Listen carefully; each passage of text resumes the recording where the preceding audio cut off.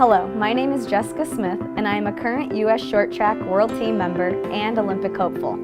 I am also proud to be an ambassador for the Play Well, Play Safe Foundation. The Play Well, Play Safe Foundation's mission is to promote health and wellness through fitness and sport. One objective of the foundation is to place automated external defibullators, or AEDs, throughout our community to provide faster response times and increase survival rates from sudden cardiac arrest. Sudden cardiac arrest is responsible for over 300,000 deaths in the United States each year, 8,000 of which are children. The vast majority are healthy kids that showed no previous warning signs. Sudden cardiac arrest often strikes our children on the field of play. If your club or organization is interested in receiving a donated AED or pre-participation screenings, please contact the Play Well, Play Safe Foundation. This video will provide additional information regarding sudden cardiac arrest and how AEDs can save lives. Thank you. We're back at 8:09 with what could have been a tragic situation that actually turned into a happy ending for a middle school student. NBC's Lilia Luciano has details on this. Lilia, good morning. Good morning to you, Matt. What happened to 12-year-old Kylie Shea isn't something most parents would think was even possible. Walking the halls of her school, she suddenly collapsed. And without the quick thinking of two teachers and a life-saving device, she might not be here today. Until September 26, Kylie Shea seemed to be a perfectly healthy 7th grader.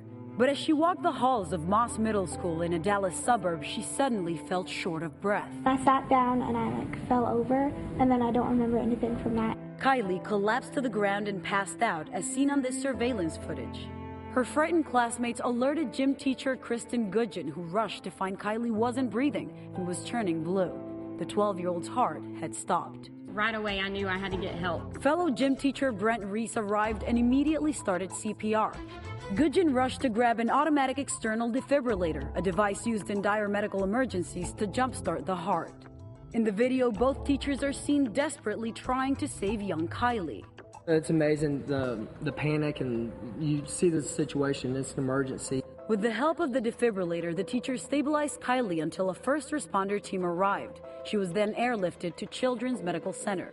If it wasn't for this machine and for what they did, our daughter still may be with her today, but she wouldn't be the Kylie we know. Doctors determined Kylie had an undetected heart condition and implanted her with a pacemaker.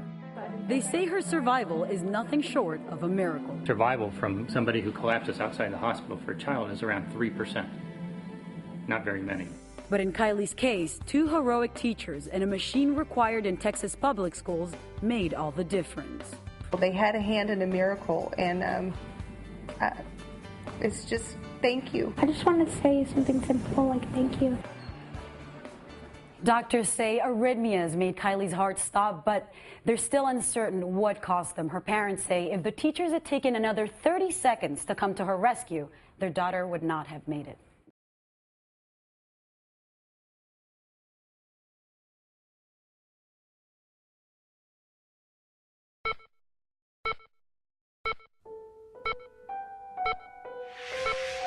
Every year, sudden cardiac arrest kills nearly 300,000 Americans.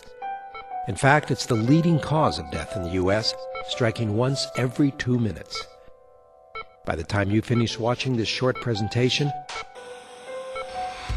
4 Americans will have died from SCA.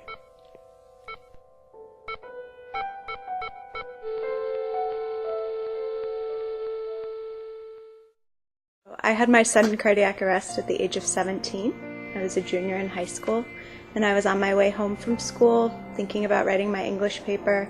It's a pretty ordinary day. It happened when I was umpiring men's fast-pitch softball. I was celebrating my 48th birthday at a restaurant in Port Jefferson, Long Island, when I suddenly collapsed on my husband's shoulders. I was talking to one of my coworkers in the ladies' room, and I understand that she heard a thump, and I had fallen out. I was alive when I got on the sidewalk, and I knew that. But somewhere along there, I died standing up. And found me blue, purplish, tongue protruding, eyes rolled back, I was clinically dead for a short period of time at 4 o'clock that afternoon. I have no memory of the event from the time I got on to the treadmill and about 2 weeks after that. Sudden cardiac arrest, or SCA, involves an electrical disruption of the heart's rhythm.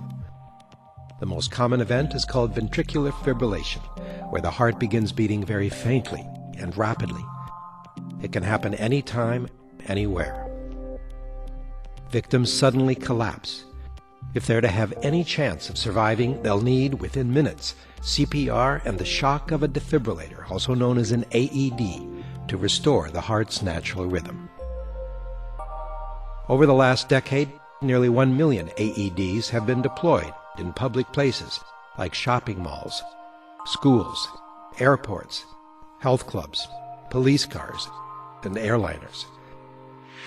Tens of millions of Americans have learned CPR. But the national survival rate from SCA is less than 8%, because there are still too many cases where bystanders don't respond. A cardiac arrest is not witnessed, an AED is not available, or emergency services cannot reach the victim in time. Tens of millions of Americans are at risk of sudden cardiac arrest due to factors such as a family history of sudden death, coronary artery disease and heart failure, a previous heart attack, smoking, obesity, and diabetes. It can also strike seemingly healthy children and young adults who carry genetic conditions, and many others in the prime of their lives as parents, spouses, and community leaders. Nearly 1 million Americans most at risk have implanted cardioverter defibrillators, ICDs, that provide round-the-clock protection to restore the heart's rhythm from any disruption. The Sudden Cardiac Arrest Association was founded to bring together survivors, patients, physicians, nurses, emergency professionals, family members, and others touched by SCA. Our network of chapters, affiliates, and volunteers work in their communities to educate the public about sudden cardiac arrest and advocate for better emergency response and better access to preventive medical care for those at risk. While all of our volunteers are important to us, there is one group that has special status: the survivors of sudden cardiac arrest. Survivor stories are still far too rare. Many people consider the resuscitation of a person who is not breathing and has no pulse as something just short of a miracle. I'm a really lucky guy, and there's too much luck in the equation for who gets to live and who doesn't get to live when it comes to sudden cardiac arrest. My son said, "Mom, I wasn't afraid until I saw your head hit Daddy's shoulders." Everything in my body that could fail, failed. Everything that could stop, stopped.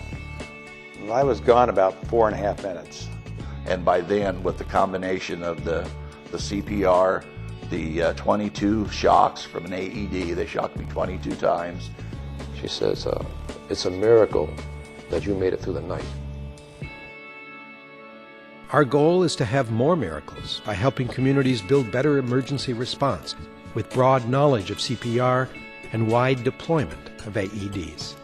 And better yet, to prevent SCA from happening by ensuring that people at risk seek out the appropriate care from physicians who specialize in heart disease and cardiac arrhythmias. To do that, however, the Sudden Cardiac Arrest Association needs your help. Every day, we hope you will be an SCA hero. Be prepared to help someone who has collapsed. Advocate for the deployment of AEDs in schools, office buildings, houses of worship, police cars, and other community venues. And know the risk factors and talk to your doctor if you or a loved one should be seen by a cardiac specialist. For more information, please visit suddencardiacarrest.org.